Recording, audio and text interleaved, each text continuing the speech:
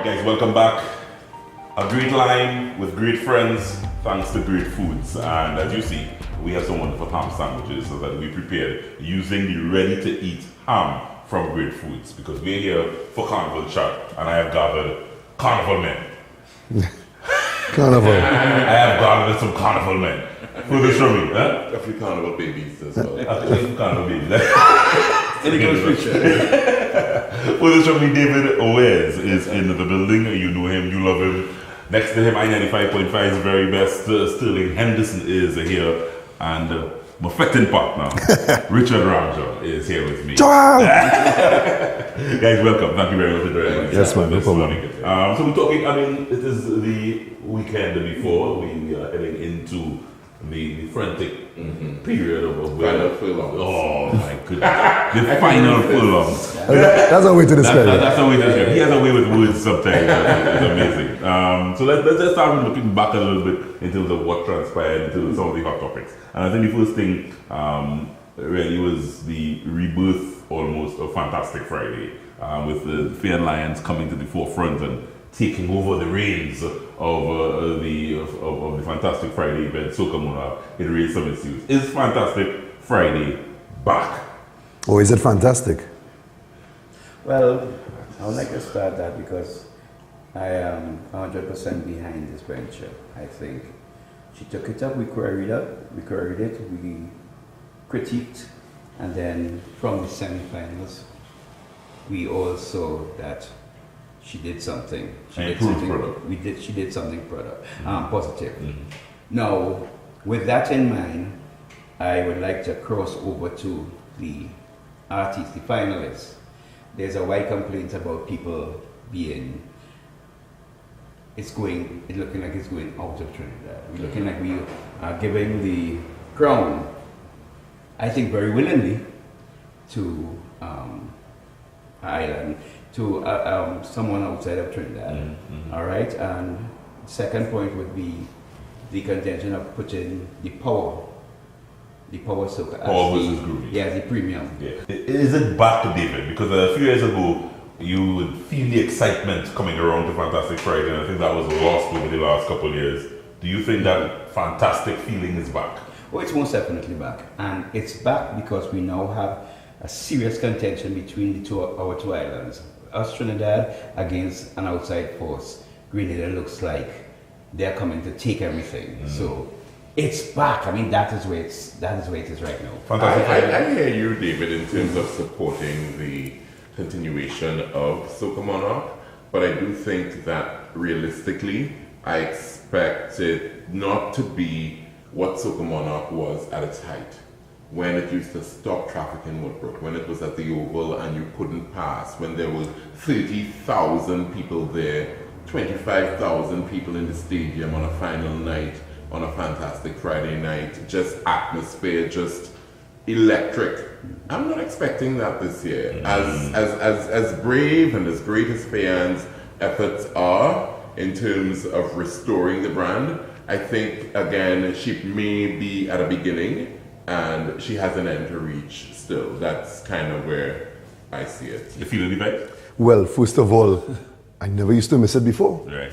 But nothing pushed me enough to say, hey, we go Bayview and then we go straight to Soca Monarch. That would have been a typical action. But nothing has driven me to that. Yes, these semi-finals was, I think, a little more than I expected. What she has done to raise the game. But I think, as with everything else, they need to have like an evolution. They need to have something that will actually really try to bring everybody back into it. And I think that is where it's lacking a little something, as well as the artists that are not performing, or the local ones who jumped out of the race, to me is a big surprise.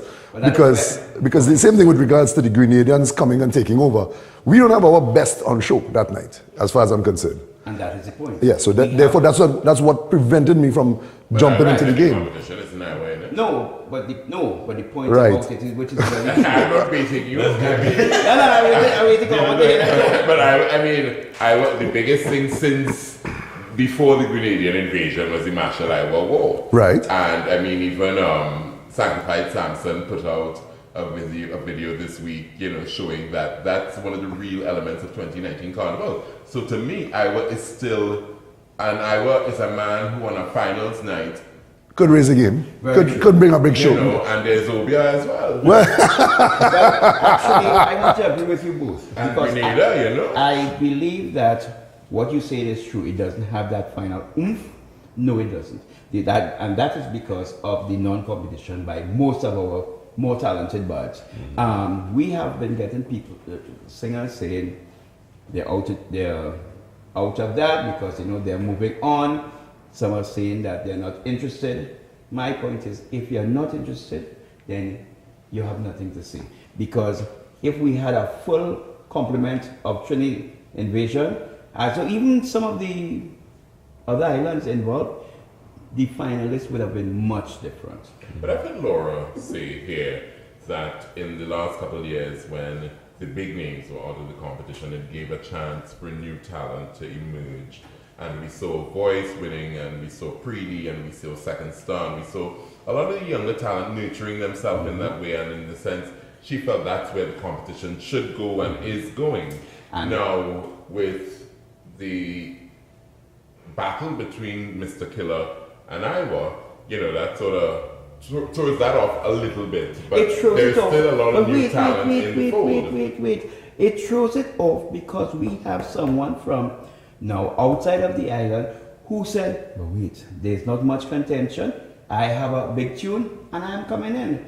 That again can't be his fault. It's coming to the point where now we have a big name. We have a marshal of outside of Trinidad who is coming to show where he comes from. Because we have Iowa. Before you know it, I mean, what do you think that? But before you know it, if every year we have a Mr. Killer, who's obviously the favorite going into the competition, if every year we have a Mr. Killer, and on the sidelines we have Marshall, Destra, Kess, Bungie, Fayan, everybody on the side, before you know it, the international Soca Monarch will be won by Grenada, Barbados, St. Vincent. Well, why not call it? It's an international competition. Yeah, it is. That's what makes it international. And I think the brand does well outside of Trinidad and Tobago in terms of Power Soca being really big, the jab rhythm in Grenada, the atmosphere. When you listen to Fayan talk about their experiences and the kind of love they get in Grenada,